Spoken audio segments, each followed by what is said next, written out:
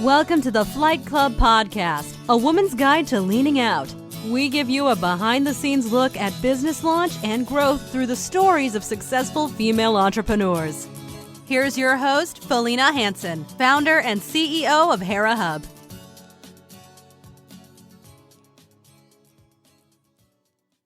Hello and welcome. I am really excited today for my conversation with the fantastic, amazing Joan Mays. She is the owner of Life in 7 Coaching and Consulting and the creator of the Work Wellness Academy, a learning community dedicated to professional and personal growth. The Work Wellness Academy membership community. She also has a podcast. She does workshops. She provides coaching, training, and resources for those who want to regain control over their work and well-being. Joan's mission is to teach people how to reinvent their relationship with work so they can live happy, healthy, and whole lives. And super excited to say, Joan is now the president of the National Association of Women Business Owners San Diego chapter as of spring 2022. So we'll talk a bit about NABO today as well. Welcome to the show today, Joan. Thank you. Glad to be here.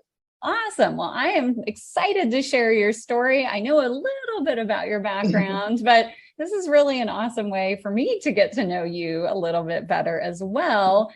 We're going to go way back, obviously share along your career path. But before we do that, I want to talk about, growing up, frankly. I know you grew up all over. Your father was in the Air Force. So you've got lots of new experiences growing up. Talk a bit about what that was like, and then let's get into some of your early education choices. And obviously education is a big part of your story as you recently exited academia, but don't want to jump ahead too much. Talk about a bit about your upbringing, please. So as you mentioned, I grew up in a military household. And so I was born in England. And then we lived in Delaware, Arkansas, Alaska, Louisiana. And then as I got older and went to school, I went to school in New Orleans. My parents are originally from Louisiana. So I went to school in New Orleans for undergrad, spent a semester in Vermont, went to grad school at Temple University. And then I lived in Philadelphia, Minnesota, Michigan, all over the Midwest, Illinois, and ultimately now I live in San Diego. And so I think for me growing up, at first it was, of course, we weren't always happy to move. Of course, me and my sisters would always be like, oh, we don't want to move. We don't want to leave our friends. As any child would want to have, when you get settled, you want to be able to stay with your friends and stay in the same circumstances. But I think what it did for me was just made me very adaptable. And so even after, I was no longer, tied to my family moving around, I moved around a lot. But I think it's given me a lot of great perspective. It's exposed me to a lot of different types of people, a lot of different perspectives. And I think that is helpful to me as an adult, just to always try to look at other people's point of view, and also to meet people where they are and learn about them, but also they help me learn about myself and what things I think, and interrogate myself and interrogate, my beliefs and my actions. So it in retrospect, it was a lovely time. At the time, I just wanted to stay still. I know, because you make friends and you don't want to leave your friends. I'm sure that was a big part of it. But yeah, I'm glad that, you can look back and really realize some of the benefits that had. I'm sure there were many. Okay, so let's get into your career path. Did you seek out a career in academia? No, I did not. So when I went to college, when I went to undergrad, my goal was to be a lawyer, because everyone used to always tell me, you're good at arguing, so you should be a lawyer. And I'm like, okay. And so, I went, that was the, dating myself. Like, you saw things like The Cosby Show, you saw Claire Huxtable and she was a lawyer. And it was just like, oh, yeah, I'm going to be a lawyer. And I even at one point was like, I'm going to be the first Black woman Supreme Court justice. Da, da, da, da, da. And then I went to undergrad, and it was right around the time, I think it was my sophomore year, the Clarence Thomas hearings and everything. And I'm like, is that what you have to go through to be on the Supreme Court? Nobody. And also, I felt like as I explored my interest and explored what I like to do, I didn't vibe with what lawyers do. I was a philosophy major, so I think I told my parents once, I have a philosophical issue with the things that lawyers sometimes have to do, all high and mighty, and they're just like, yeah, whatever, girl. But at the time, I was in a program that was a McNair scholarship program, and it was intended to prepare and encourage Black students, students of color, to pursue graduate degrees. And so I was like, well, at first I was going to get my graduate degree as a Juris Doctorate.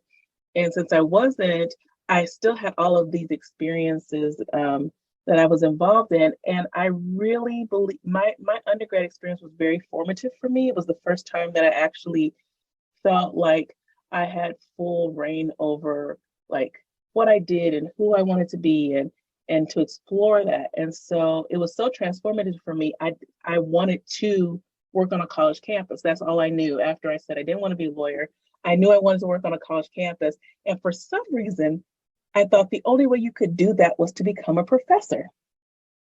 And so I was like, okay, I'll go to grad school and I'll become a professor. I will teach. I'll be Dr. Mays.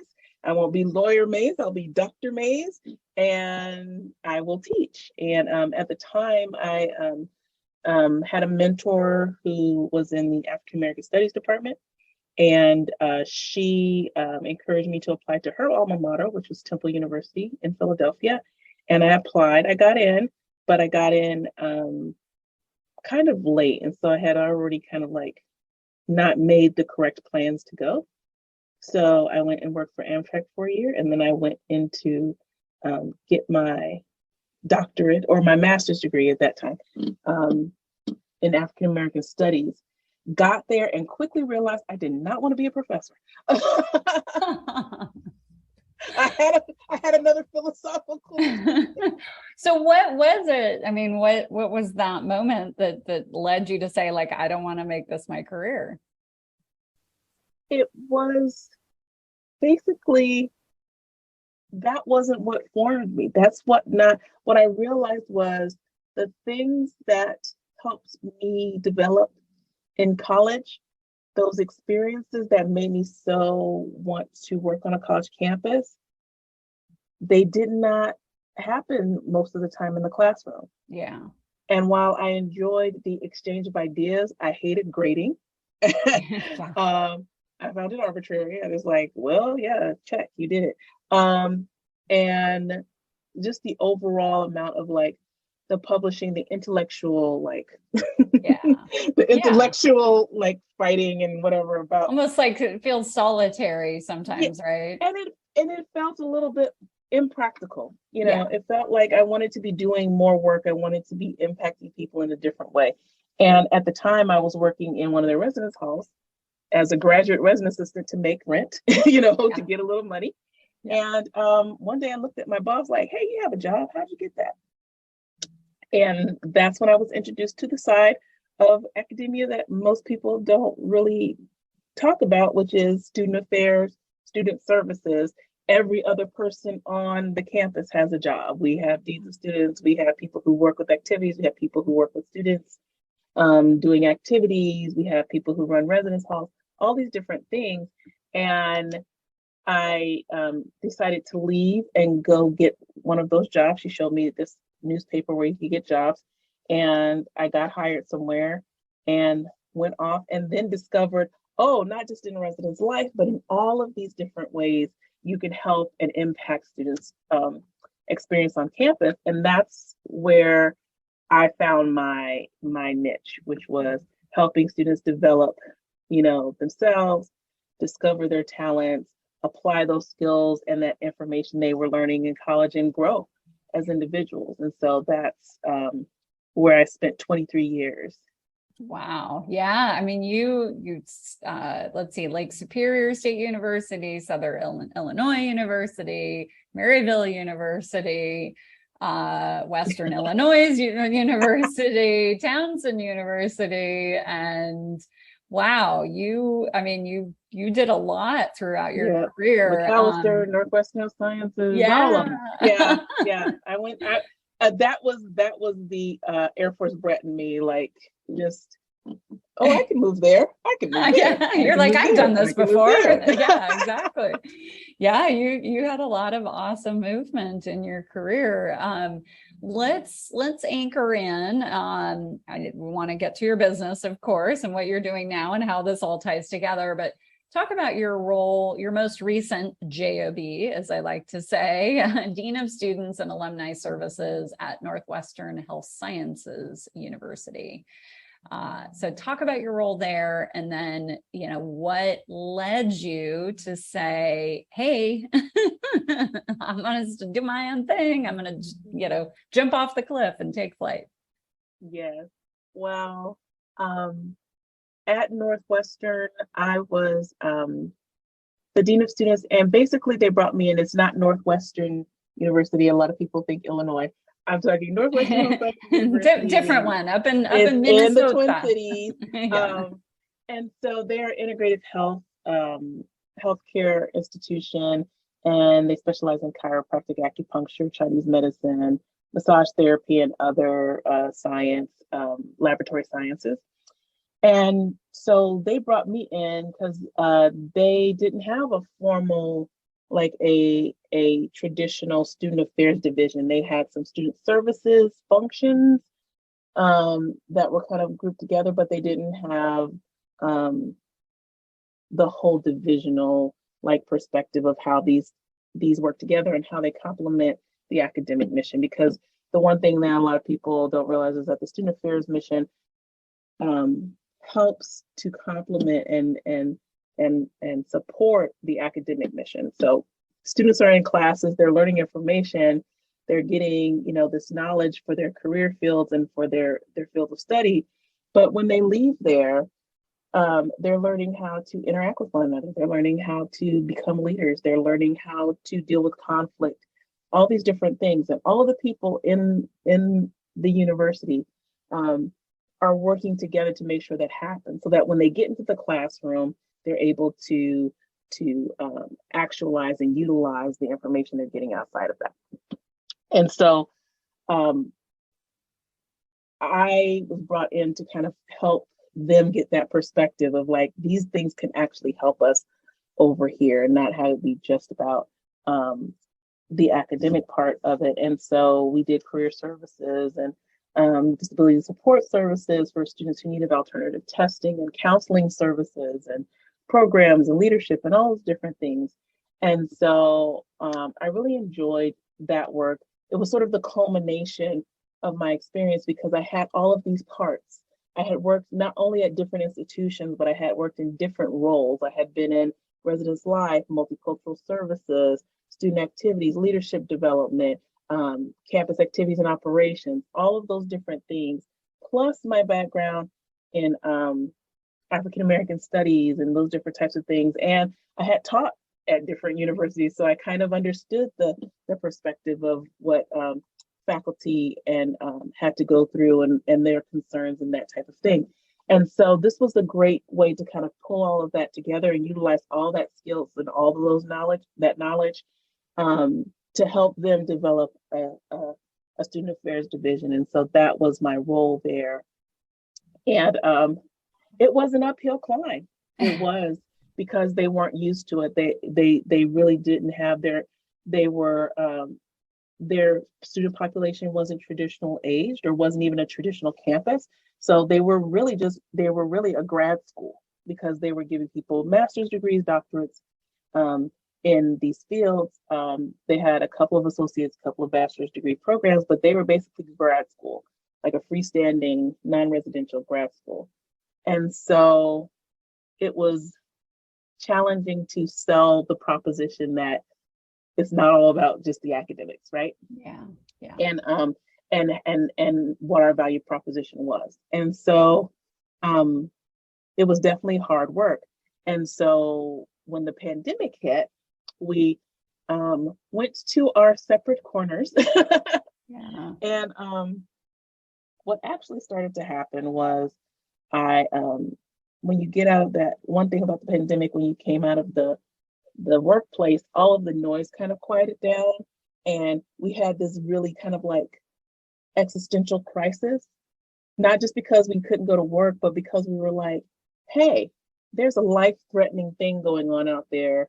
What are all the things in my life that I want to do that I haven't done, that I've not been doing because I've been in this grind and I've been, the noise and the background buzz has been so loud that I haven't sat down and had a moment to think about what I truly want in my life and how I want to, what I want to ultimately be my impact in the world.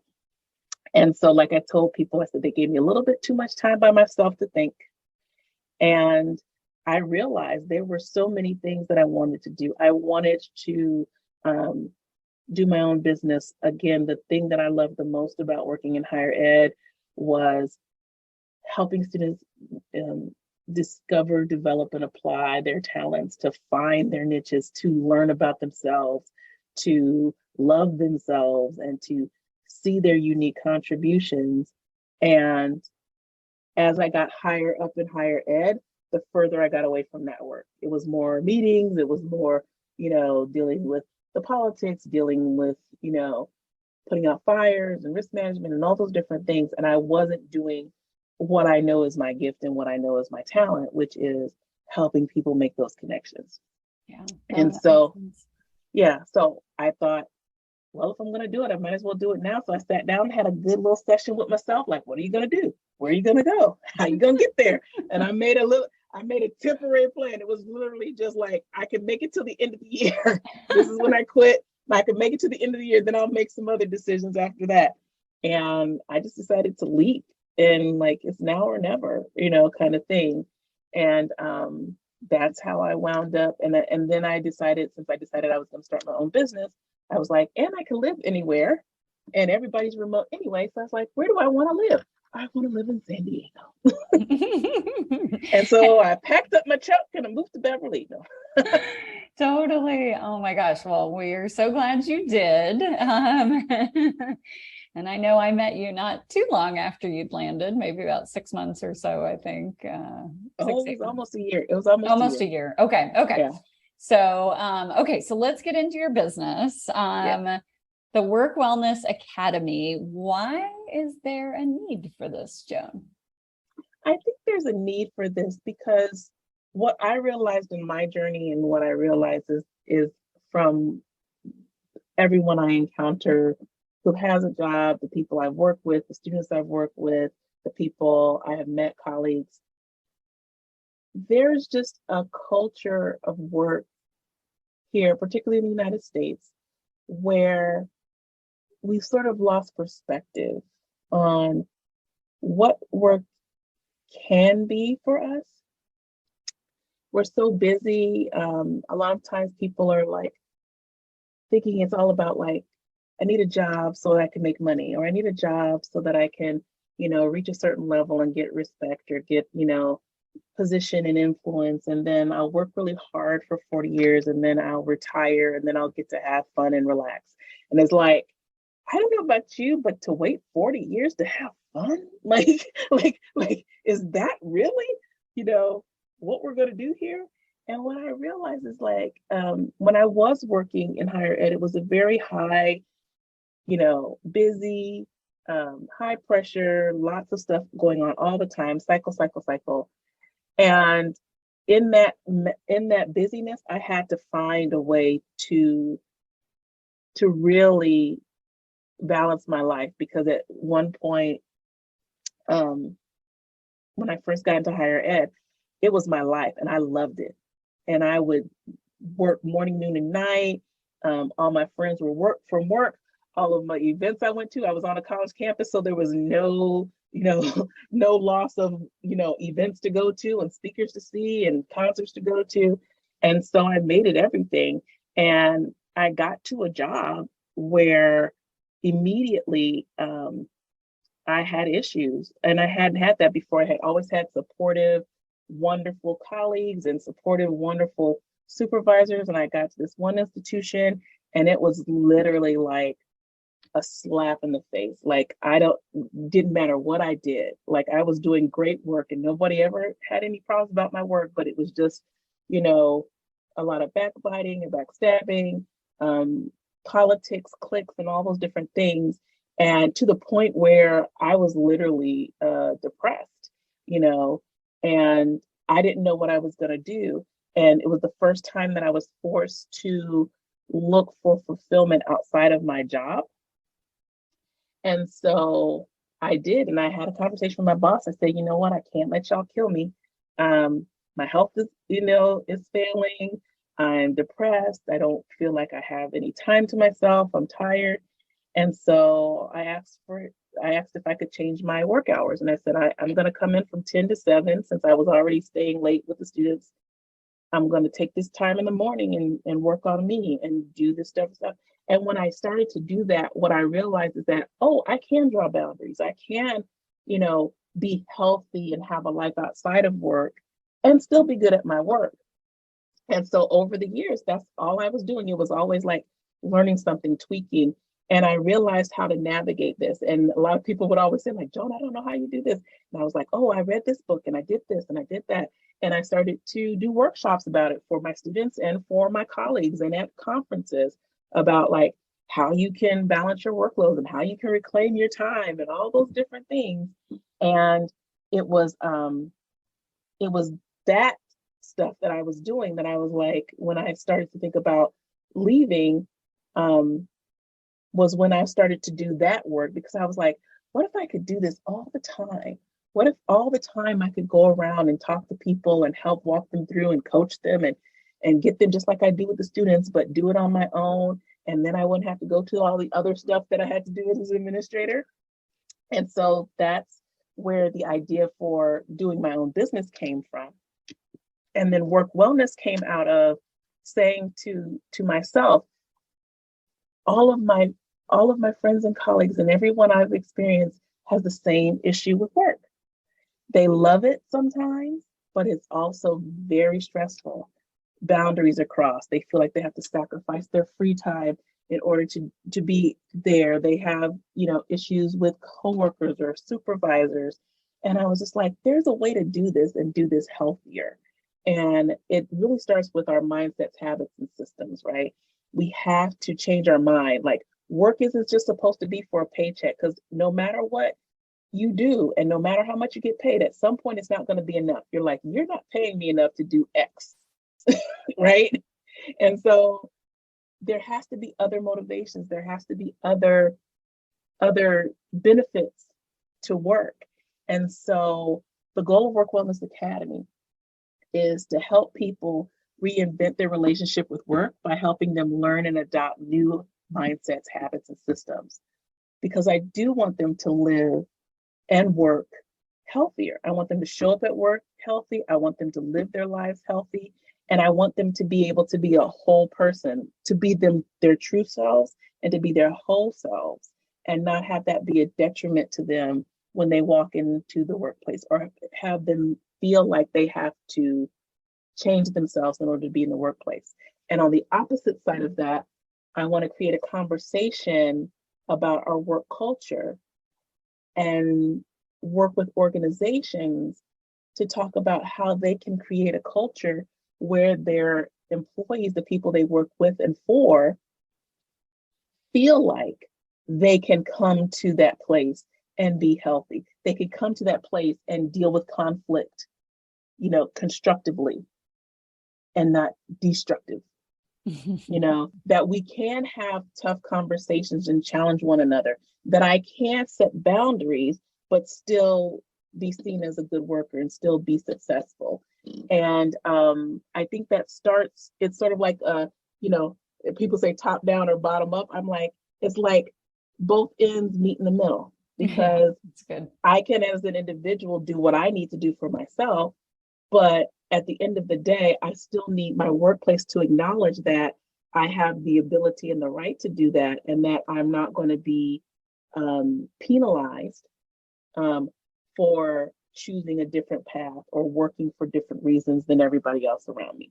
Yeah, makes sense. Wow, so much to unpack there. It's good. It's good. It's good.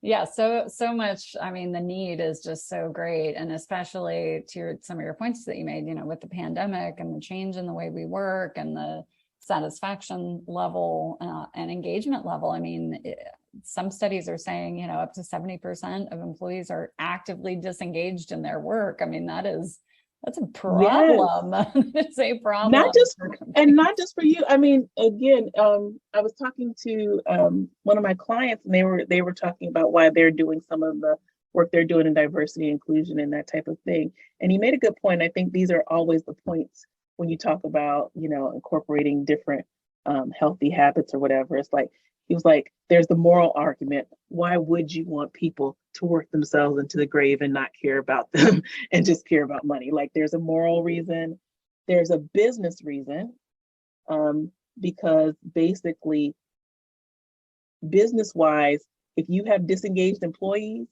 your clients are not going to get served the way they need to get served, right?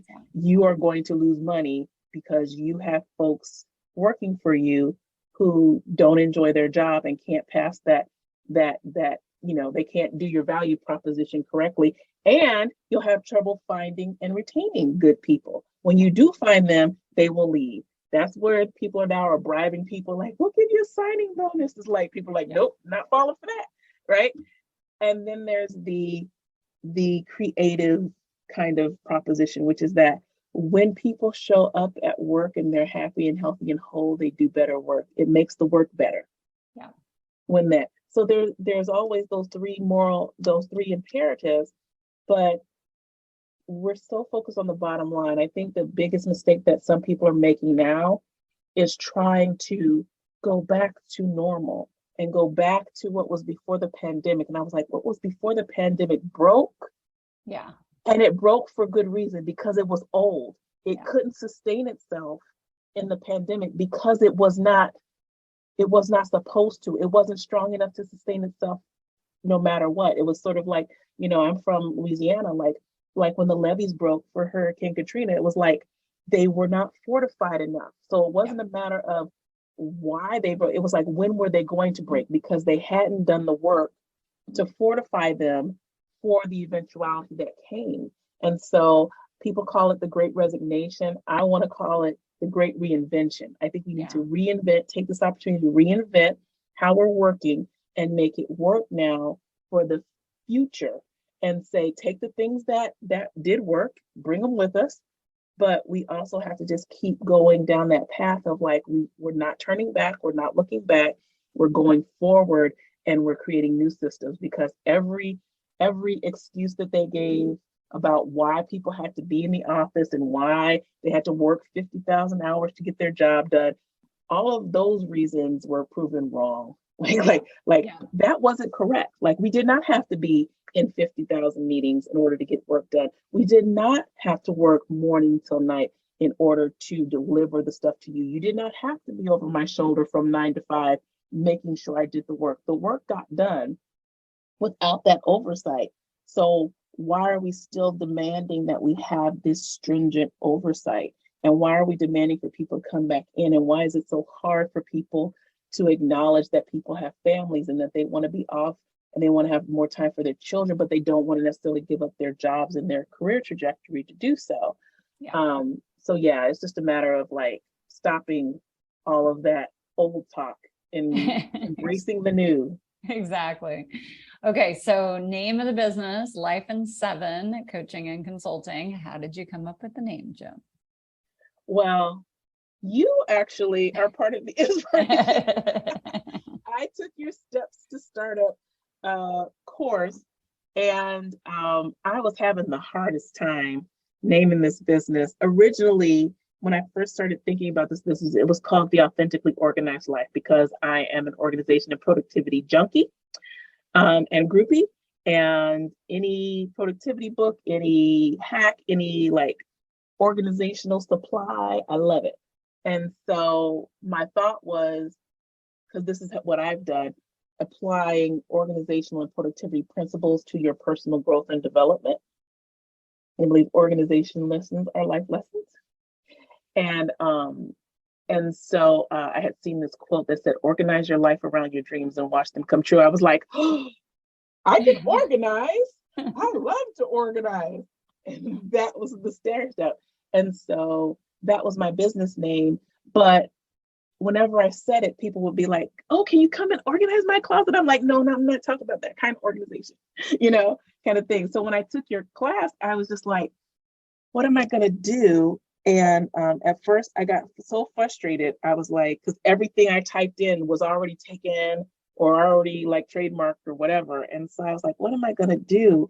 And you said, think about something that is meaningful to you, a symbol, something that's meaningful to you, and go from there. And so I was like, okay. But I was really like, I'm just going to name it JEM Limited. I'm going to use my initials, and that's going to be it. And I was watching a program, and someone was discussing like how they've grown in their life and what things were meaningful to them. And I said to myself, well, I lived my life in sevens because 7 is a meaningful spiritual number for me. I was born in July, the 7th month, on the 25th day, and 2 and 5 is 7. And then honestly, my growth and development over the years, I trace it back to a moment in time. And every 7 years, there was always like a cycle of like growth and learning. And then there would be like a change, there would be like a breakthrough, and then another cycle would happen, another cycle would happen. And I said, I lived my life in sevens. And then I was like, oh, it's life in 7 taking. And they're like, that's it. So life in 7. And then Work Wellness Academy, because I came up with this concept of work wellness. And I come out of, higher ed. I thought like, yeah, this is, and I looked at the word academy, and it was like a place where, an institute where you learn, and I'm like, oh yeah, that's exactly what we're going to be doing. And so for me, the concept of work wellness, which is that you are engaging in interesting and meaningful work that helps you grow personally, and enables you to live the quality of life that you want, and provides for your needs. And so these are the things that I want people to start to think about. And then there's different pillars of work wellness. So things that make work meaningful for people, purpose and having a purpose and meaning, being connected to a larger purpose and meaning, having the capacity and the competence.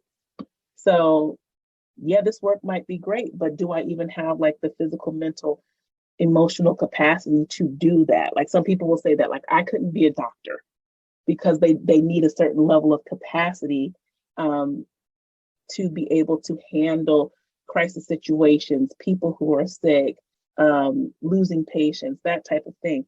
And so I talk about these 7 pillars of work wellness, and how by identifying which of those pillars are most relevant to you, you can see what's off in your work life and then adjust so that you can get what you want to get out of your workplace and your work experience.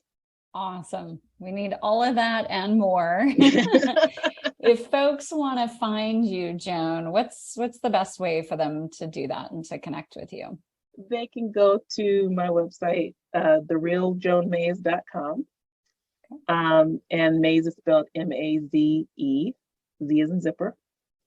And then I'm on social media. You can find me at LinkedIn, Joan Maze, and you can find me on Instagram at The Real Joan Maze. The real Joan Mays. Just everybody remember that. If there's any fraudulent copycats out there, this is the real Joan Mays. I love it. I love it. Yes, my name is actually a website, but it's like some artsy website or whatever. I think I remember telling you that, and I was like, Joan Mays is taken. I would have taken joanmays.com. And you were like, what about the real Joan Mays? And I was like, yes. There you go. So there you go. 2 things that Felina has given me. There you go. I love it. Well, thank you so much for your time, Joan. I really appreciate it. Thank you. Thank you for joining this week's episode of Flight Club, sponsored by Hera Hub. We look forward to sharing more success stories with you soon.